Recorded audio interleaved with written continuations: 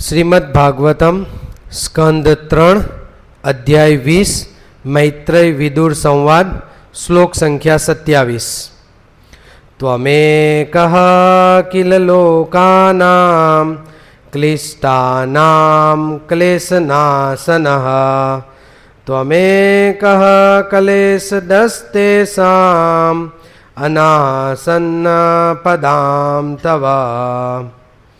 ત્વમ તમે એકઃ એકમાત્ર કિલ ખરેખર લોકાનામ લોકોના ક્લિષ્ટાનામ દુઃખોથી પીડાયેલા ક્લેશ તાપ દુઃખ નાશનઃ નાશ કરનાર ત્વમ એકઃ આપ એક જ ક્લેશદઃ દુઃખ આપનાર તેસામ તેમને અનાસન્ન શરણ નહીં લેનાર પદામ ચરણે તવ તમારા।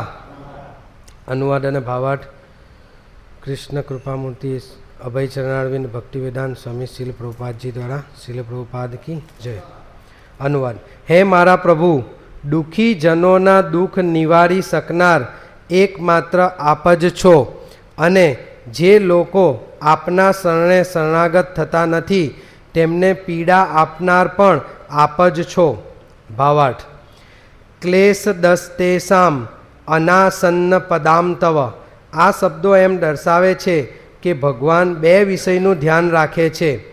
જે લોકો તેમના ચરણ કમળનો આશ્રય લે છે તેમનું રક્ષણ કરવું એ પહેલી બાબત છે અને જે લોકો હંમેશા આસુરી હોય ભગવાન પ્રત્યે દ્વેષ બુદ્ધિ રાખે છે તેમને દુઃખ ત્રાસ આપવો એ બીજી બાબત છે। અભક્તોને પીડા આપવી એ માયાનું કાર્ય છે। અહીં બ્રહ્માએ કહ્યું, શરણે આવેલા જીવોના આપ રક્ષક છો, તેથી હું આપના ચરણ કમળમાં શરણે આવ્યો છું। આ અસુરોથી મારી રક્ષા કરવાની કૃપા કરો। ઓમ અજ્ઞાનતિમિરાંધસ્ય જ્ઞાનાંજનશલાકયા ચક્ષુરુન્મિલિतं येन તસ્मै શ્રી ગુરુવે નમઃ। શ્રી ચૈતન્ય મનોભીષ્ટં સ્થાપિतं येन ભૂતલે સ્વયં રૂપ કદા મह्यं દદાતિ સ્વપદાન્તિકં વંદેહં શ્રીગુરોः શ્રીયુતપદકમलं શ્રીગુરૂन् વૈષ્ણવાંશ્ચ। શ્રીરૂપં સાગરજાतं સહગણ રઘુનાથાન્વિतं तं સજીવં સાદ્વૈतं સાવધૂतं પરિજનસહિतं કૃષ્ણચૈતન્યદેવં શ્રીરાધાકૃષ્ણપાદાन् સહગણ લલિતા શ્રીવિશાખાન્વિતાશ્ચ। હે કૃષ્ણ કરુણા સિંધુ દીનબંધુ જગતપતે ગોપેશ ગોપિકાકાંત રાધાકાંત નમસ્તુતે। તપ્ત કાંચન ગૌરાંગી રાધે વૃંદાવનેશ્વરી વૃષભાનુસુતે દેવી પ્રણમામિ હરિપ્રિય। વાંછાકલ્પતરુભ્યશ્ચ કૃપા સિંધુભ્યેવ ચ પતિતનાં પાવનેભ્યો વૈષ્ણવેભ્યો નમો નમઃ। શ્રી કૃષ્ણ ચૈતન્ય પ્રભુ નિત્યાનંદ શ્રી અદ્વૈત ગદાધર શિવાસ આદિ ગૌર ભક્તવૃંદ। હરે કૃષ્ણ કૃષ્ણ કૃષ્ણ હરે હરે હરે રામ રામ રામ હરે હરે। હરે કૃષ્ણ। તો શ્રીમદ ભાગવતમ સ્કંદ 3 અધ્યાય 20 મૈત્રેય વિદુર સંવાદ શ્લોક સંખ્યા 27। આપણે એના વિશે થોડોક ચર્ચા કરશું, જોઈશું। શ્લોક સંખ્યા 27માં આપણે એ પ્રસંગમાં આવીએ છીએ જ્યારે બ્રહ્માજી અસુરોથી પીડિત થાય છે અને તેઓ ભગવાન વિષ્ણુની સ્તુતિ કરે છે। સ્તુતિમાં શું કહે છે કે ત્વમેકઃ કિલ લોકાનામ ક્લિષ્ટાનામ ક્લેશનાશનઃ। ત્વમ એટલે તમે, એક એટલે એકમાત્ર, તમે એકમાત્ર એવા છો કે જે દુઃખી જનોના દુઃખ નિવારી શકનાર છો અને જેઓ તમારા ચરણોમાં નથી આવતા તેમને દંડ આપવા માટે પણ તમે જ સક્ષમ છો। એટલે ભગવાનના મુખ્ય જોવા જઈએ તો બે જ કાર્યો છે। એક છે ભગવદ્ ગીતામાં જણાવ્યું છે એમ પરિત્રાણાય સાધુનામ, એટલે કે ભક્તોનું રક્ષણ કરવું, અને વિનાશાય ચ દુષ્કૃતામ, દુષ્ટોનો વિનાશ કરવો। તો આ બે જ મુખ્ય કાર્ય છે। જે શરણાગત થાય છે ભગવાનને આવવાના, ઓકે, ભગવાનના આ મુખ્ય બે કાર્યો જેના દ્વારા ભગવાન અવતાર ધારણ કરે છે અને આ જગતમાં આવે છે. એક તો પરિત્રાણાય સાધુ નામ, ભક્તોનું રક્ષણ અને દુષ્ટોનો વિનાશ. તો જે શરણાગત થાય છે ભગવાનને તો એમને સુરક્ષા ભગવાન દ્વારા મળે છે અને જે અસુરી સ્વભાવ રાખે છે એને ભગવાનની માયાશક્તિ દ્વારા કષ્ટ આપવામાં આવે છે. તો આપણે હંમેશા બ્રહ્માજીની જેમ જ્યારે પણ લાચાર હોઈએ, જ્યારે કોઈ તકલીફમાં હોઈએ, મુશ્કેલીમાં હોય તો આપણે યાદ રાખવું જોઈએ કે ફક્ત એકમાત્ર ભગવાન જ છે જેમને શરણે જવાથી આપણું રક્ષણ થશે. પ્રભુપાદ સમજાવે છે કે ભગવાનના હંમેશા જે બે હાથ હોય છે એમાંથી એક હાથ ભક્તોનું રક્ષણ કરવા માટે, આશીર્વાદ આપવા માટે હોય છે અને બીજા હાથ દ્વારા ભગવાન અસુરોને દંડ આપે છે. જેમ કે આપણે ઘણીવાર જોઈએ છે કે ભાઈ આ કેમ દંડ કેમ આપે છે, તો આપણે એક ઉદાહરણ એવું જોઈ શકીએ કે ભાઈ આપણે આ રાજ્ય અને દેશ ચાલે છે, સરકાર ચલવે છે, બરાબર. તો સરકાર લોકોનું રક્ષણ કરે છે, બરાબર, છતાં પણ એવો કાયદા દ્વારા લોકો પર નિયંત્રણ રાખે છે. જો એ નિયંત્રણ રાખવામાં ન આવે તો લોકો એ કાયદાનું ઉલ્લંઘન કરશે અને અવ્યવસ્થા સર્જાશે. તો વ્યવસ્થા જાળવી રાખવા માટે કાયદો લાવવામાં આવે છે અને એ કાયદાનો જો કોઈ ભંગ કરે તો તેના માટે જેલ રાખવામાં આવે છે કે જેના દ્વારા એમને સજા આપવામાં આવે. તો માયાદેવીનું કાર્ય છે અહીં પ્રભુપાદ કહે છે કે જે લોકો ભગવાનના ચરણોમાં શરણ નથી લેતા એને માયાશક્તિ દ્વારા કષ્ટ આપવામાં આવે છે. કે એ કષ્ટ એટલા માટે આપવામાં આવે કે જેના દ્વારા તેઓ ભગવાન તરફ વળે, ભગવાનને યાદ કરે અને જીવન સુધારવાનો, જે આપણને જે મનુષ્ય જીવન મળ્યું છે, શરીર મળ્યું છે, એનો એકમાત્ર ઉદ્દેશ્ય છે આપણે ભગવાનના ધામમાં પાછા જઈએ, જે આપણું મૂળ સ્વરૂપ છે ત્યાં આપણે ભગવાનના દાસ છે અને ભગવાનની સેવામાં આપણે પાછા જઈએ. તો એના માટે ભગવાને અહીં માયાશક્તિ મૂકી છે કે જેના દ્વારા આપણને કષ્ટ મળે અને આપણે ભગવાનને ભૂલીએ નહીં અને ભગવાનને યાદ રાખીએ. તો આપણે ઘણીવાર જોઈએ છે કે વ્યક્તિ દુઃખી કેમ થાય છે, અશાંત રહે છે, દુઃખી થાય છે. આ જગતમાં આપણે દુઃખી થઈએ છીએ. તો દુઃખી થવાનું કારણ શું છે? તો ભગવદ્ ગીતાના 5મા અધ્યાયના 29મા શ્લોકમાં જણાવે છે, ભોક્તારમ યજ્ઞ તપસામ સર્વલોક મહેશ્વરમ સુહૃદયમ સર્વભૂતાનામ જ્ઞાત્વા મામ શાંતિમુચ્છતિ. કે આ જગતમાં શાંતિનો અભાવ એટલે જ છે કે દરેક વ્યક્તિ પોતે માલિક બનવા માંગે છે. અહીં ભગવાન કહે છે ભોક્તારમ યજ્ઞ તપસામ, એટલે વાસ્તવિક માલિક કૃષ્ણ છે અને આપણે માલિક બનવા જઈએ છીએ, માટે આપણે દુઃખી થઈએ છીએ. આપણે એ યાદ રાખવું જોઈએ કે આપણે અહીં છીએ કે ભગવાનના ધામમાં કોઈ પણ જગ્યાએ આપણે માત્ર દાસ છે. આપણે જ્યારે માલિક બનવાનો પ્રયત્ન કરીએ છીએ ત્યારે આપણે દુઃખી થઈએ છીએ. એટલે કે આપણે આપણા જીવનમાં જે કંઈ પણ કરીએ છીએ તેના માટે આપણે યાદ રાખવું જોઈએ કે દરેક કાર્ય ભગવાન કૃષ્ણની સંતુષ્ટિ માટે કરવાનું છે. જ્યારે આપણે આપણી સંતુષ્ટિ માટે કાર્ય કરીએ છીએ ત્યારે આપણે દુઃખી થઈએ છીએ. ઓકે, અહીં શ્લોકમાં બીજું કીધું છે સુહૃદયમ સર્વભૂતાનામ, એટલે કે દરેક વ્યક્તિના હૃદયમાં ભગવાન પરમાત્મા સ્વરૂપે બિરાજમાન છે અને એ સૌથી નજીકનો આપણો મિત્ર છે. હવે અહીંયા શ્લોકમાં કીધું છે કે જે વ્યક્તિ આ જાણે છે તેને શાંતિ મળે છે.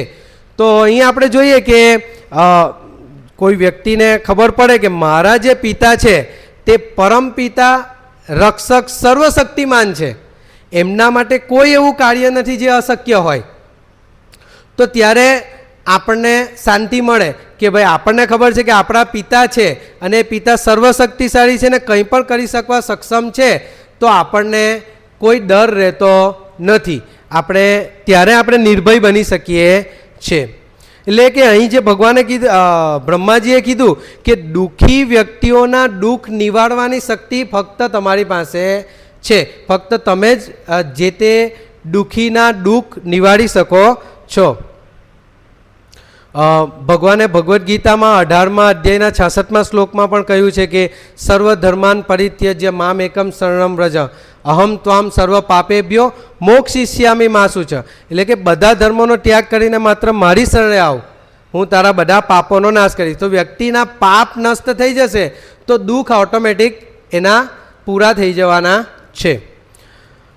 જ્યારે આપણે જોઈએ ઉદાહરણ તરીકે કે ભાઈ અર્જુન જ્યારે યુદ્ધ ભૂમિમાં હતા અને એમને તકલીફમાં હતા કે ભાઈ શું કરવું શું નહીં કરવું, ત્યારે એમને સમજણ ન હતી, ત્યારે ભગવાનના શરણે જાય છે અને ભગવાન એમને યોગ્ય માર્ગદર્શન આપે છે અને એનાથી એમના દુઃખનું નિવારણ થાય છે અને નિર્ભય બને છે અને પછી યુદ્ધ કરવા માટે તત્પર થાય છે. બીજું ભાગવતમની અંદર એક ઉદાહરણ આવે છે ગજેન્દ્ર મોક્ષનું, કે ગજેન્દ્ર જ્યારે પાણીની અંદર હોય છે અને મગર દ્વારા એનો પગ પકડવામાં આવે છે તો આજુબાજુ એના કુટુંબીજનો હોય છે, એના સ્નેહીજનો હોય છે, તો વિચારે છે કે એ લોકો દ્વારા મારું રક્ષણ થશે, પરંતુ કોઈ વ્યક્તિ એમનું રક્ષણ કરી શકતા નથી. અને જ્યારે એમને ખબર પડે છે કે ભાઈ ફક્ત ભગવાન જ મારું રક્ષણ કરી શકે છે પૂર્વજન્મની સુકૃતિને લીધે, તો એવો જે ફૂલ દ્વારા ભગવાનની સ્તુતિ કરે છે અને એ સ્તુતિ દ્વારા ભગવાન પ્રસન્ન થાય છે અને ભગવાન વિથિન અ સેકન્ડ કોઈક એક ક્ષણ માટે પણ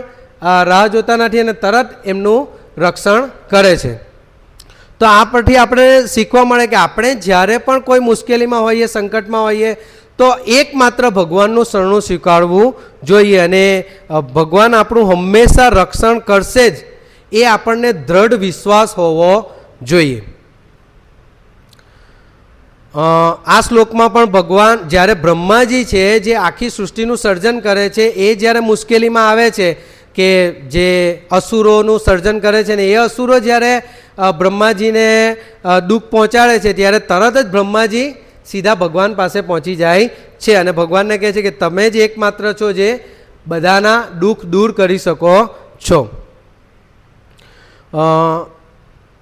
આપણે જોઈએ છે કે કેટલીક વાર આપણે ભૌતિક જગતની અંદર કેટલાક વ્યક્તિ પાસે જઈએ છીએ જે આપણા દુઃખ દૂર કરે. દાખલા તરીકે ડૉક્ટર પાસે જઈએ તો ડૉક્ટર પાસે જઈએ તો ડૉક્ટર આપણી જે તે રોગની પરિસ્થિતિનું નિવારણ કરી શકે છે, પરંતુ જે મુખ્ય રોગ છે, આપણને મુખ્ય રોગ કયા છે? જન્મ, મૃત્યુ, જરા, વ્યાધિ. તો એ જે મુખ્ય રોગ છે એમાંથી ડૉક્ટર આપણને બહાર કાઢી શકતા નથી. કોઈક મિત્ર પાસે જઈએ કે ભાઈ મને આ દુઃખ છે, એટલે કે દાખલા કે શારીરિક દુઃખ ને એવા દુઃખ હોય તો આપણે ડૉક્ટર પાસે જઈએ, પણ બીજા કોઈક સામાજિક કે માનસિક દુઃખ હોય તો આપણે કોઈ મિત્ર પાસે જઈએ કે ભાઈ મિત્ર આપણને કોઈક માર્ગદર્શન આપે અને આપણા દુઃખ દૂર, પણ એ દુઃખ સાંભળે છે પણ એ આપણું જે મૂળ દુઃખ છે તે દૂર કરી શકતો નથી. ફક્ત ભગવાન જ છે અહીં આપણને ક્લેશ નાશન, એવો શબ્દ આપણે ક્લેશ દુઃખ નાશન દૂર કરનાર, તો જે દુઃખ છે એને દૂર કરી શકે છે ભગવાન. બીજું એક છે કે ભાઈ આપણને મુખ્ય દુઃખમાં એક આધ્યાત્મિક, આધિભૌતિક અને આધિદૈવિક દુઃખો આપણને ત્રિવિધ તાપ મળે છે અને આ તાપમાંથી ફક્ત માયાનો સ્વામી ભગવાન શ્રી કૃષ્ણ જ આપણને બચાવી શકે છે, અન્ય કોઈ આપણને બચાવી શકતા નથી. બીજું એક ઉદાહરણ આવે છે કે મહાભારતની અંદર જ્યારે દ્રૌપદીનું ચીરહરણ થતું હતું ત્યારે એમને આશા હતી કે ભાઈ મારા જે આ પતિ છે, 5 પતિઓ, એ મારું રક્ષણ કરશે, કે ભીષ્મ પિતામહ મારું રક્ષણ કરશે, રાજા ધૃતરાષ્ટ્ર છે તો એ મારું રક્ષણ કરશે, પરંતુ કોઈ એનું રક્ષણ કરી શકતા નથી. કોઈ એમની જે આશા છે તે નથાડી નીવડે છે કે ભાઈ કોઈ રક્ષણ, ત્યારે ફક્ત ને ફક્ત પોતે પણ પકડી રાખે છે પરંતુ ખબર છે કે એ પોતે જાતે બચી શકવાના નથી, તો ત્યારે ફક્ત ભગવાનના શરણે જાય છે, ભગવાનને યાદ કરે છે અને ભગવાન તુરંત જ એમનું રક્ષણ કરે છે. તો આ બધા શ્લોક અને જે ઉદાહરણ છે તે સાબિત કરે છે કે કોઈ પણ વ્યક્તિ આપણા દુઃખને વહેંચી શકે છે, ઓછું કરી, પણ એ દુઃખ પૂરું કરી શકતા નથી અથવા દુઃખને હરી શકતા નથી. દુઃખ હરી શકે છે ફક્ત હરી, ભગવાન જ આપણું દુઃખ પૂર્ણ કરી શકે છે. કેમ ભગવાન આપણું દુઃખ હરી શકે છે? કેમ કે ભગવાન સર્વશક્તિમાન છે અને ભગવાન કાળ, કર્મ અને માયા આ ત્રણેના સ્વામી છે. બરાબર, કાળના સ્વામી છે. ભગવાન ભગવદ્ ગીતાની અંદર કહે છે 11મા અધ્યાયના 32મા શ્લોકમાં, કાલોસ્મી, હું કાળ છું અને જગતનો નાશ કરવા માટે છું. ભાગવતમની અંદર 3જા સ્કંદની અંદર જ્યારે માતા દેવહૂતિને કપિલ સમજાવે છે ત્યારે કહે છે પ્રભાવમ પૌરુષમ પ્રાહુ કાલ મેકે યતો ભયમ, એટલે કે ભગવાનની શક્તિ જે આ સૃષ્ટિમાં ગતિ આપે છે તે જ કાળ છે અને કાળના પ્રભાવથી અસુરો પણ ડરે છે, પણ ભક્તો માટે તે ભગવાનની લીલા છે. તો આપણે અહીંયા જોઈએ છે કે ભગવાન કેમ દુઃખ દૂર કરી શકે, કેમ કે એ કાળના સ્વામી છે. બીજું છે કર્મ, તો ભગવાન કર્મના પણ સ્વામી છે. કેવી રીતે? તો ભગવદ્ ગીતાની અંદર 4થા અધ્યાયના 14મા શ્લોકમાં કહે છે નમામ કર્મણિ લિંપંતી નમે કર્મ ફલે સ્પૃહા ઇતિ મામ યો અભિજાનાતિ કર્મ ભીર્નસ બધ્યતે. એટલે કે મને કર્મો લિપ્ત કરતા નથી. ભગવાનને કોઈ પણ કર્મોનું બંધન લાગતું નથી, એટલે કે કર્મોથી ઉપર છે ભગવાન. અને જે ભગવાન આ શ્લોકમાં એવું કહે છે કે જે મને આ રીતે જાણે છે તેને પણ કર્મ લાગતા નથી. હવે વસ્તુ સમજો કે કોઈ વ્યક્તિ આ જાણે છે ભગવાનની જે સ્થિતિ છે તેને પણ કર્મનું બંધન નથી લાગતું, તો ભગવાનને તો કર્મનું બંધન કેવી રીતે લાગવાનું? બીજું શ્રીમદ ભાગવતમની અંદર પહેલા સ્કંદની અંદર 2જો અધ્યાય છે એનો 21મો શ્લોક છે, એની અંદર સમજાવે છે ક્ષીયંતે ચાસ્ય કર્માણી તસ્મિન દ્રષ્ટ એવાત્મન ઈશ્વરે. એટલે જ્યારે કોઈ મનુષ્ય પરમ સ્વામી એવા ભગવાનના દર્શન એટલે કે સાક્ષાત્કાર કરે છે ત્યારે તેના હૃદયની ગ્રંથિઓ કપાઈ જાય છે અને તેના તમામ કર્મોનો નાશ થઈ જાય છે. એટલે દુઃખ એવી રીતે નાશ થાય છે કે એના કર્મોનો નાશ થઈ જાય છે, તો પછી એને દુઃખ મળવાનું નથી. અને ત્રીજું કહે છે કે ભગવાન માયાના સ્વામી છે. તો માયાના સ્વામી કઈ રીતે છે? માયા ખૂબ જ પ્રબળ છે, કોઈ એમાંથી તળી શકતું નથી, પરંતુ માયા કોની દાસ છે? ભગવાનની. તો ભગવાનની જે શક્તિ છે તો ભગવાન જ એમાંથી આપણને મુક્ત કરી શકે છે. એટલે કે ભગવાન ભગવદ્ ગીતાના 7મા અધ્યાયના 14મા શ્લોકમાં કહે છે દેવી હિ એસા ગુણમયી મમ માયા દુરત્યયા મામેવ યે પ્રપદ્યંતે માયામ એતામ તરંતી તે. એટલે કે મારી જે આ ત્રિગુણાત્મક દેવી માયા છે એને પાર કરવી અત્યંત કઠિન છે, પરંતુ જે વ્યક્તિ મારે શરણે આવે છે એટલે કે ભગવાનના શરણે જાય છે તેને માયા નુકસાન કરતી નથી, માયાથી એ બચી શકે છે. શ્રીમદ ભાગવતમના 2જા સ્કંદના 9મા અધ્યાયના 34મા શ્લોકમાં જે ચતુશ્લોકી ભાગવતમ છે એની અંદર પણ કહેવાયું છે કે જે સત્ય ન હોય છતાં સત્ય જેવું લાગે છે, એટલે કે જે ભગવાન સાથે રિલેટેડ ન હોય એ બધું ભગવાનથી વિપરીત છે, તે બધું જ માયા છે અને એ બધું ભગવાનના શરણમાં છે, ભગવાનના વશમાં છે. એટલે મુખ્ય આપણે જે મૂળ મુદ્દો જોઈએ કે ભાઈ કાળ, તો એ કાળ આપણને વૃદ્ધત્વ આપે છે અને મૃત્યુ તરફ લઈ જાય છે.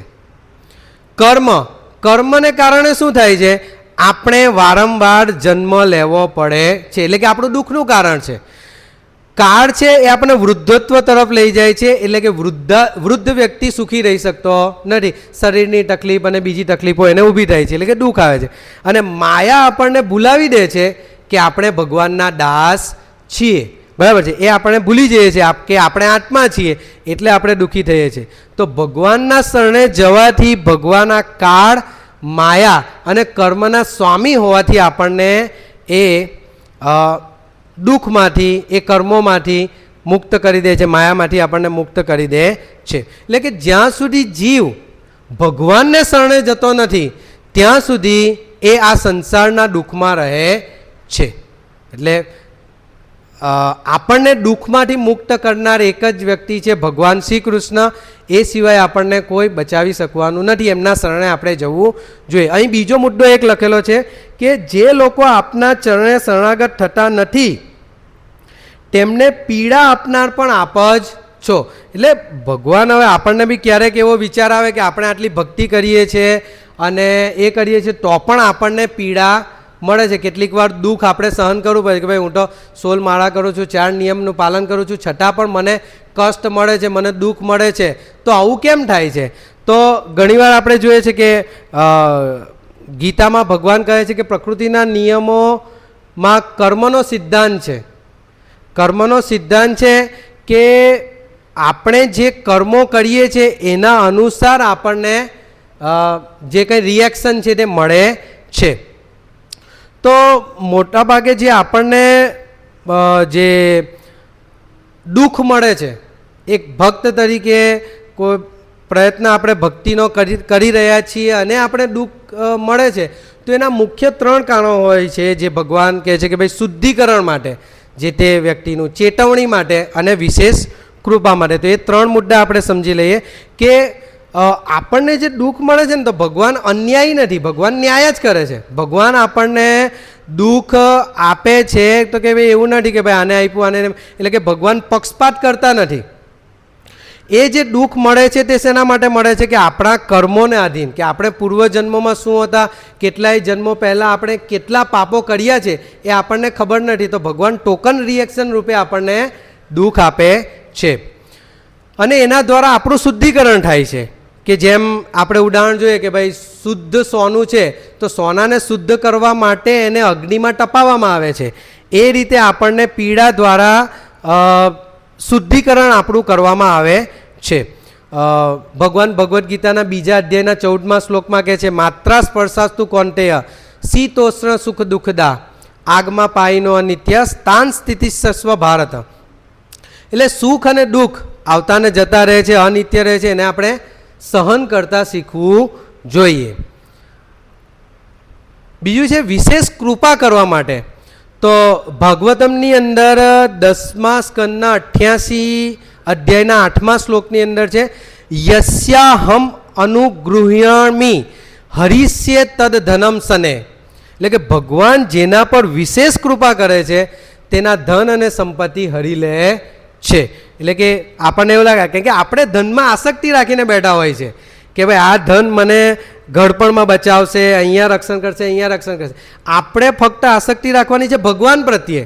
ભગવાન આપણું રક્ષણ કરશે, એટલે ભગવાન આપણા નોકર નથી, પરંતુ આપણે જેટલા પ્રમાણમાં ભગવાનને શરણાગત રહીશું એટલા પ્રમાણમાં ભગવાન આપણી કાળજી લે છે. તો આપણે ધનથી આસક્ત હોઈએ ને ભગવાનને એવું લાગે કે હા ભાઈ આ મારો ભક્ત છે, બરાબર, બહુ સારી સેવા કરે છે, પણ આ ધનમાં આસક્તિ રાખીને બેઠો છે, તો ભગવાન એનું ધન લઈ લે છે. કુંતી મહારાણી પણ પ્રાર્થના કરે છે કે ભાઈ મને દુઃખ આપો, વિપદ સંતુ તા સ્વસ્વત, કે હે પ્રભુ અમને હંમેશા વિપત્તિ આપતા રહો, કારણ કે દુઃખમાં જ અમે તમારું સ્મરણ કરી શકીએ છીએ અને તમારા દર્શન કરી શકીએ છીએ. કેટલીક વાર ભગવાન આપણને ચેતવણી આપે છે, ચેતવણી આપવા માટે આપણને દુઃખ આપે છે. કેવી રીતે? તો જેમ કે આપણે એક ઉદાહરણ જોઈએ કે ભગવાન રાજા પરીક્ષિત મહારાજ છે, તો પરીક્ષિત મહારાજ રાજ્ય કરી રહ્યા હતા અને શાંતિથી તંત્ર ચાલતું હતું, પરંતુ એવી પરિસ્થિતિ ઊભી થઈ કે જેમાં એમને 7 દિવસમાં મૃત્યુ થવાનો શ્રાપ મળ્યો. તો એમણે તરત જ બધું છોડી દીધું અને ભગવાનના શરણે ચાલ્યા ગયા. એટલે કે તેઓ આ શાપ મળવાથી એ પીડા તો હતી, મૃત્યુ થવાનું છે, પરંતુ એઓ સુખદેવ ગોસ્વામી પાસે જાય છે અને શ્રીમદ ભાગવતમ સાંભળે છે અને એમની મુક્તિ થાય છે. ઘણીવાર પ્રભુપાદ આપણને એક ઉદાહરણ આપે છે બાળકનું, કે બાળક જ્યારે બીમાર હોય છે ત્યારે એને ડૉક્ટર પાસે લઈ જવામાં આવે ને ડૉક્ટર એને કડવી દવા આપે છે. હવે કોઈ વ્યક્તિ વિચારી શકે કે કડવી દવા બાળકને પીવડાવવાની, તો એક રીતે જોઈએ તો એ દુઃખદાયક છે કે બાળક નાનો છે, સમજતો નથી અને એને કડવી દવા, પણ એની મા સમજે છે કે આ કડવી દવા પીવાથી એનું ભલું છે. એટલે કે આપણને જ્યારે દુઃખ મળે છે ત્યારે આપણે એ વિચારવું જોઈએ કે આ દુઃખ દ્વારા મારું શુદ્ધિકરણ થવાનું છે, ભગવાન કંઈ મને ચેતવણી આપી રહ્યા છે અને મારી પર વિશેષ કૃપા કરી રહ્યા છે, માટે મને દુઃખ મળવાનું છે. એવું નથી કે આપણે ભક્તિમાં આવ્યા એટલે આપણને દુઃખ નથી મળવાનું, દુઃખ તો આવવાનું જ છે, પણ આપણે એમાં નાસીપાસ થઈ જવાના નથી, કેમ કે આપણે ભક્તિ કરીએ છીએ તો આપણને ચોક્કસ માર્ગદર્શન ભગવાન દ્વારા મળે છે. તો ભગવાન એક ડૉક્ટર જેવા છે જે આપણને રોગમાંથી મુક્ત કરે છે. એટલે કે ભગવાન આપણને શુદ્ધિ માટે, એટલે કે પાપોનો નાશ કરવા માટે દુઃખ આપે છે, શરણાગતિ આપણી વધે એના માટે અને ઉન્નતિ માટે આપણને દુઃખ આપે છે. સમગ્ર વિશ્વને ભગવાન ખાતરી આપે છે કે ભગવાનના જે ભક્ત છે એનો કદી વિનાશ થતો નથી. 9મા અધ્યાયના 31મા શ્લોકમાં ભગવાન કહે છે, શિપ્રમ ભવતી ધર્માત્મા સસ્વચ્છાંતિ નિગચ્છતિ કોંટેય પ્રતિ જાનીહી નમે ભક્ત પ્રણશ્યતિ. એટલે કે ભગવાન અર્જુનને કહે છે કે ભાઈ તું પ્રતિજ્ઞા લે કે ભાઈ કોઈ પણ ભક્તોનો વિનાશ થવાનો નથી. કેમ કે ભગવાન ઘણીવાર પ્રતિજ્ઞા તોડી લે છે, પરંતુ ભગવાન પોતાના ભક્તોની પ્રતિજ્ઞા કદી તૂટવા દેતા નથી.